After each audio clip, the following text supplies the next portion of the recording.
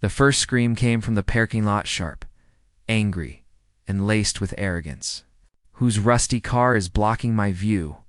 I turned my head, and there she was, Karen, the self-appointed queen of the HOA, pointing at a perfectly parked sedan outside the mall cafe.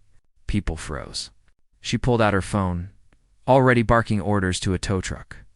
No one dared to challenge her. Sitting beside me was my neighbor Helen, sipping her coffee. She whispered, "Poor soul. Whoever owns that car is about to have a very bad day." Minutes later, a tall man in a crisp police uniform walked out of the bookstore, arms full of children's books. His smile was warm, his steps unhurried. He stopped dead in his tracks when he saw the tow truck dragging his car. His voice was calm, but edged with steel. "Excuse me. Why are you taking my vehicle?" Karen, without even looking at him, scoffed. "This is private property. Your junk doesn't belong here. I run this place." A hush fell over the crowd. The officer's face tightened not with rage, but with the kind of controlled silence that carried authority. "Ma'am," he said slowly, "I am Captain Daniel Reeves, and this vehicle is government property. You've just ordered a tow on a police unit. Care to explain?" Gasps rippled across the lot.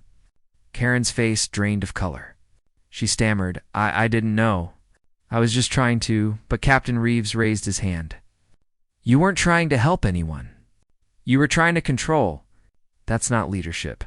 That's abuse." The crowd began murmuring, some shaking their heads, others recording. Karen's eyes darted around, searching for sympathy. She found none. Even Helen whispered finally. Someone stood up to her.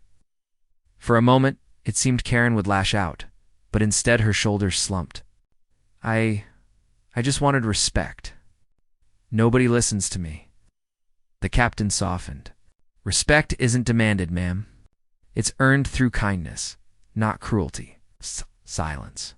Then, unexpectedly, applause. Not for the humiliation, but for the truth. Karen's eyes welled up. She turned, muttering, "I never thought of it that way." As the tow truck drove off empty, Helen leaned toward me and whispered, "Sometimes the strongest lesson comes when pride finally meets its wall." And she was right. That day wasn't about a car. It was about a woman learning the hard way that power without compassion is hollow. The crowd dispersed.